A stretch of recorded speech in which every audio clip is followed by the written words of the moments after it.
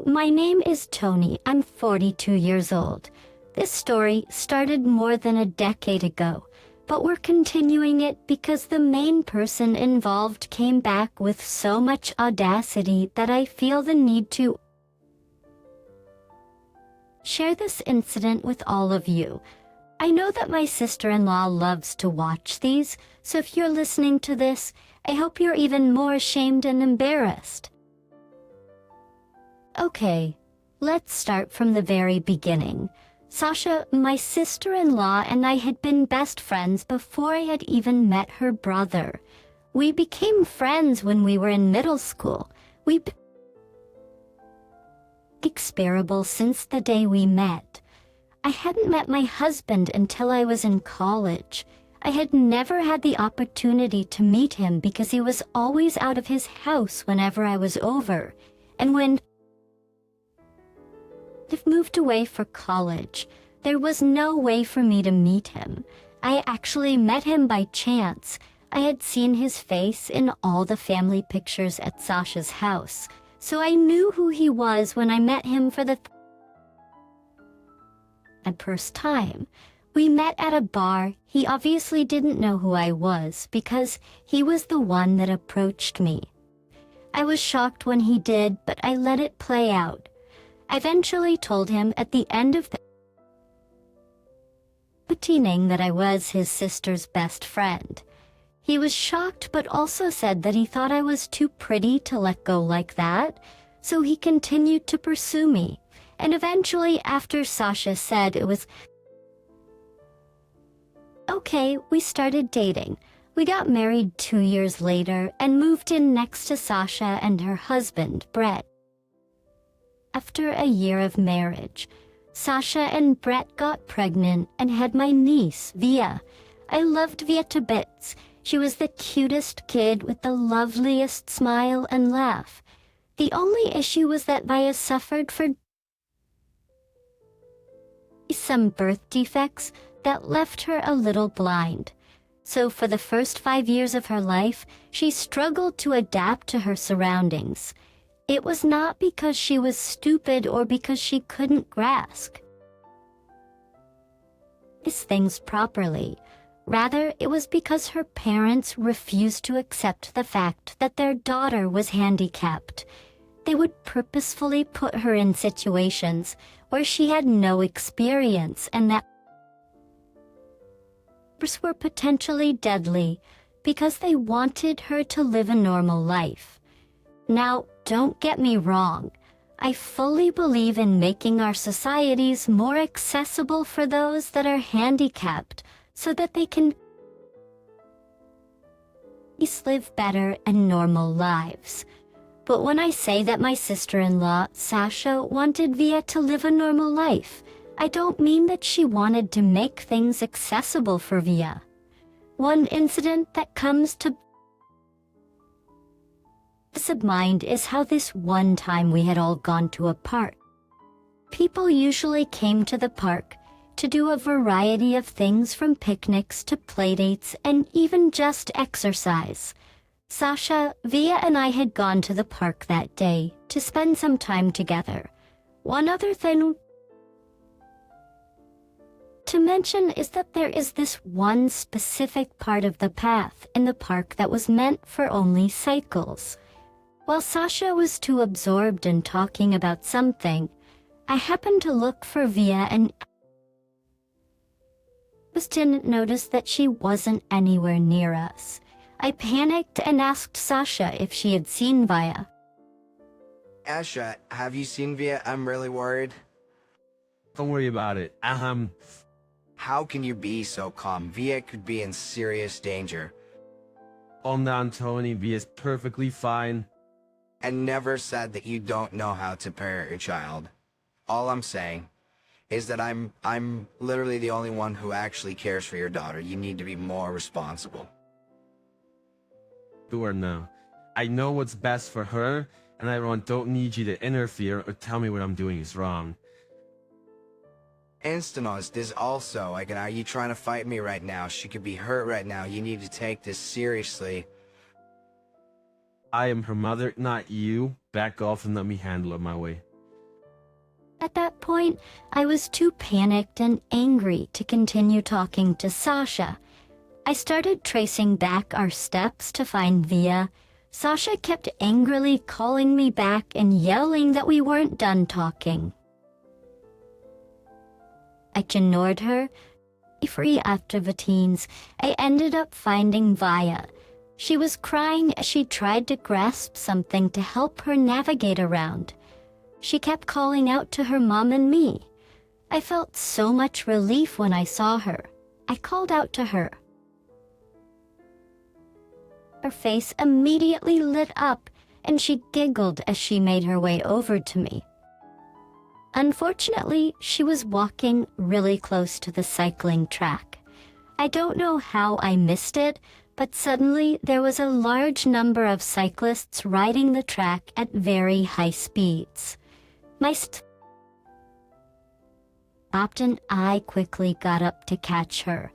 But before I could even take my next step, Via slipped and fell straight onto the cyclist's path. They raced towards her as they all tried to slowly brake. Swerve around her. I managed to reach her just before one of the cyclists either crashed into her or another cyclist. He shouldn't have interfered with Via. She needs to learn to understand her environment on her own. I was worried for her safety. Do you even tell her about all the dangers she run into here? She's old enough to walk around on her own. She doesn't need constant supervision. Oh, but she's only 4 years old and she's visually impaired. She could have been seriously hurt. Oh, come on. It's not that bad. She would only gotten a few scratches or bruises, and That's not the point. She needs proper care and guidance. You're being overprotective. Via can handle herself. Your ignorance is dangerous. One day it will hurt her. You need to take her safety. But seriously. just mind your own business, Tony. She's my daughter, not yours. Fine, but remember, you're responsible for her well-being, and she deserves better care. She grabbed Via and walked away from me. I felt so baffled and angry. How could someone treat their own child this way?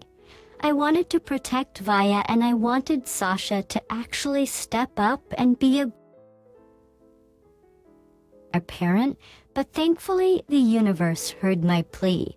It was heartbreaking the way it happened, but I was kind of glad that it did. You see, after that incident, Sasha stopped talking to me much.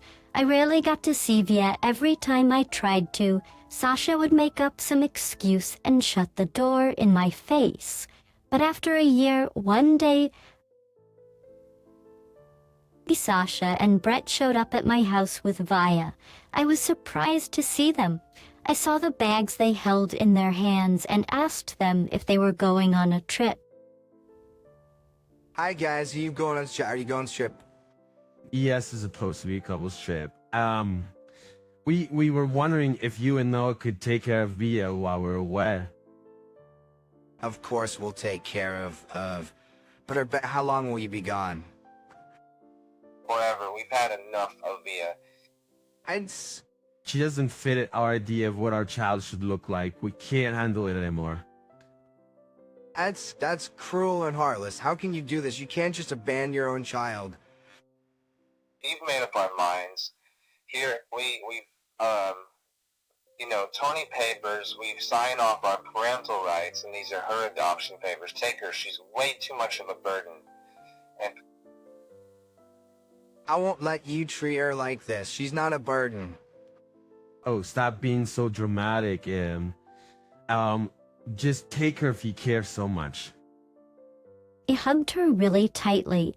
I let her cry into my arms as she cried out for her parents. I didn't know what to tell her, so I just told her that they had to go away for a while. I didn't want to ruin her childhood by telling her the truth. I wanted to protect her from that pain, at least for a little while longer. As she wanted. When I finally managed to bring her into the house, She asked me if I would also send her away. My heart sank and I wanted to cry, but I stayed strong. Dia, you're gonna stay with me and Uncle No from now on. Does that mean my mom come back? I don't know, sweetheart. I can't say for sure. Okay, but you and Uncle No are more fun than my parents anyway. Oh, thank you, sweetie. We'll take good care of you and we'll always be here for you. And you know, Can we have more game nights and movie nights? absolutely. We'll have all the fun together. Yay, I love you, Anthony. I love you too, Via. Always remember that. That evening, I told Noah about how everything had played out. Noah was furious with his sister and brother-in-law. He tried calling them, but his call was always redirected to voicemail. Eventually, days turned into months and months into years. Thea had grown into a beautiful woman. We had all gotten along so well that we even forgot about Sasha and Brett. Thea stopped calling us Aunt. Tony and Uncle Noah 6 months into living with us. We were her parents in every aspect, and we loved her as much as we could. She was still mostly blind, but she had gotten a lot better at figuring her way around. Just when she was 12 years old, her doctor told us that there was a new development in medicine that would enable them to restore Via's vision. We were shocked. We asked him if it was going to get completely restored, and he told us, while we may not get full 100 vision restored, we'll still get at least 85 done. We were overjoyed. That night, we sat down with Via as a family. We asked her what she wanted to do about the news she had heard from her doctor that day. Oh, Via, sweetie, how you feel about the news? I'm scared, Mom. I don't want to lose what little sight I have. Really, Daddy, Brad, you promise it won't make, you promise it won't make mine, so. We promise. We'll only choose the best places with the highest success rates. You'll be safe. Okay, I want to do it, but I'm scared. I know, I want to do it, but I'm scared. I want to see what my real parents look like. I have to say, the fact that the first people Via wanted to see after her surgery were me and Noah made us both tear up. We really were blessed with an absolute angel in our lives. The surgery was scheduled for the next month, so we spent the rest of the days leading to the surgery together. We had fun game nights and movie nights, anything that could distract us from the nervousness about the huge surgery. We took part in it. Finally, the day of the surgery arrived and it went successfully. It took Via 6 months to fully heal, but Noah and I stood by her every second of the way. It was a time when we got even closer as a dimly. To the next few years passed by blissfully. Via had regained a good portion of her sight. It was adorable to watch her look at so many things with so much fascination. And the best moment had been when she finally got to see Noah and my faces clearly.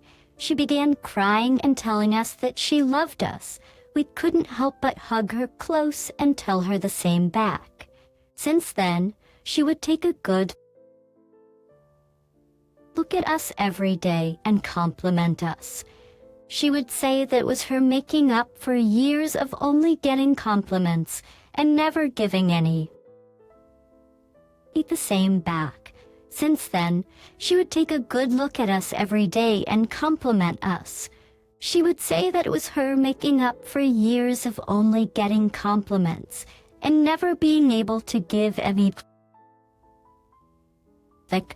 However, one day our happy little bubble popped.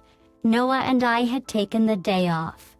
Since Via had her summer vacation going on, she was hanging out with her friends, while Noah and I were busy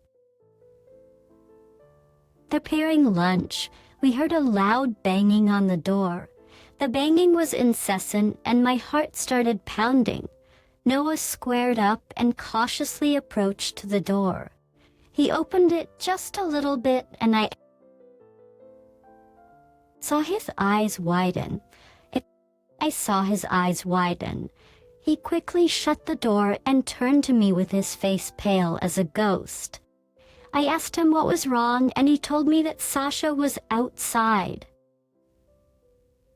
I asked him what was wrong, and he told me that Sasha was outside.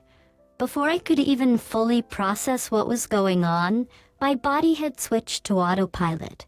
I threw open the door. Just one look at her face, and I was ready to punch her. She looked at me apologetically and asked me if she could come in. Tony, can I come in? You are never invited back into our lives. What do you want? Please, I'm sorry for running when things got hard and dropping my burdens at your feet. I was young and stupid. I didn't know what to do, so I ran. You still haven't changed really the nerve you have to come here and call the child you abandoned a burden still. I just want to meet my daughter. No drama. I promise. Via is no longer your daughter. You signed over your parental rights to me, and no, she's still my daughter, no matter what you say. No, she's not. You made that choice. Leave now. We don't need you here. Sasha's face paled and she stuttered as she tried to come up with excuses. I didn't want to listen to anything, so I moved to close the door. But Sasha stopped me. She then broke down and told us what she had come over. She broke down and told us why she had come over. I came to see Via because I need to talk to her about something serious. What could be so serious that you decided to show up after 12 years? Brad is really sick and he needs stem cells. We want to try every possible DNA match, including Via. I understand, but this is a lot for Via to take in. I'll talk to her and let you know her decision in 3 days. Thank you, and I'm sorry for everything I did in the past. Apologies won't change what happened, but I'll make sure Via knows about your request. And if so, Excinked a bit. I was upset and enraged that Sasha had reached out only because she needed something big, and not because she even cared about Via. I wanted to turn down Sasha on Via's behalf, but I knew that this was wrong, so I patiently waited until Via got back home. When she did, Noah and I sat her down. Oh, what's wrong, guys? You look worried. Well, your biological mother, Sasha, visited us today. Why would she come here? What's she want? she wanted to talk about something serious. Your biological father, Brett, is sick and needs a stem cell donor. Tasha came to see if you could be a match. Is Brett okay? Should I do it? We don't know his condition for sure, sweetie. It's your decision, and we'll support you no matter what you choose. How long do I have to decide? You have 3 days to think about it. I'll take some time to think it over. Sylvia then bid us good night and locked herself up in her room. Noah and I were very worried. We ate our dinner in silence and left some dinner at Via's door in case she wanted to eat. That night, as we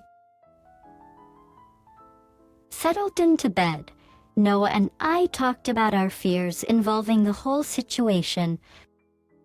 And the next 3 days passed by painfully slowly. Via continued to remain locked up in her room.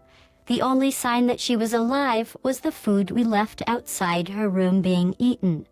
It hurt us to see her struggling so much. but we also knew she needed her own space and time to think about things. It was a big decision, after all. Finally, on the night of the third day, she came down and sat with us for dinner. Via sweetheart, how you feeling now? I'm okay, I just needed time to think, and I'm sorry for worrying you. You know, You don't have to apologize. We understand this is a big decision for you. That's right, honey, we support whatever you choose. I've made up my mind. I won't be donating anything to Brett. Are you sure about this? Yes, Dad, I have my reasons, and I want to say them with Sasha here. Okay, we'll be there with you when you talk to her. You don't have to do it alone. Thanks. I have to admit that I was happy with what Via chose. I didn't really care about her reason for not wanting to donate. I just wanted my baby safe and sound. And I also didn't want Sasha or Brett to take any advantage of her. I texted Sasha and told her to come meet us the next afternoon for lunch. The next afternoon, the four of us gathered at the dining table for lunch. Sasha looked like an anxious mess, and her head was down for the most part. She never looked directly at Via, which made the of us annoyed. There was an awkward silence initially, but Via decided to break it. Why won't you look at me, Sasha? How do you know I'm not looking at you? Mom and Dad helped fix my vision. I can see you now. They did, why? And stress all the center because we love her and want her to have the best life possible. You don't have to throw it in my face. Do you want to know my decision or not? Guess I did. What did you decide? I decided not to donate anything to Brett. Why should I help you after you guys left me? Hey, it's your duty as our daughter. No, I'm only Mom and Dad's daughter now. They actually care about me, unlike you. And So insanely proud of my girl. I loved how she put Sasha in her place and how aware she was of herself. At that moment, I felt a huge surge of pride in the way my daughter had grown. But now, instead of being upset or angry at Via, Sasha turned to me. That's not true at all. We never told her anything negative about you. We only supported her and let her make her own choices. Via is old enough to decide for herself, and will stand by her no matter what. You're spoiling her. I'll call CPS and get her taken away from you. stop it. You never cared about me for 12 years. And now you only come back because, you only come back because you need something. You didn't even ask me how I was doing.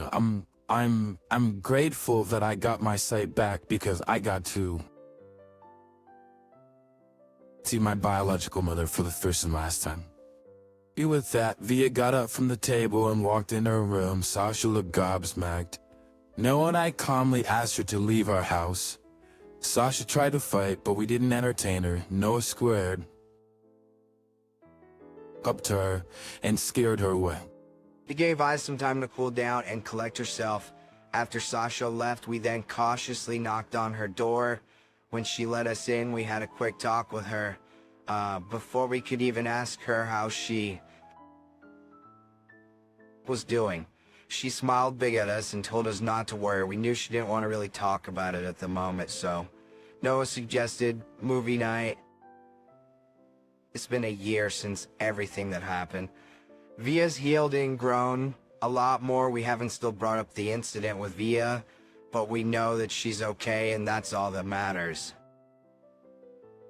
There's one thing I've been saying. It's that there's nothing better than loving and raising your child in the right way.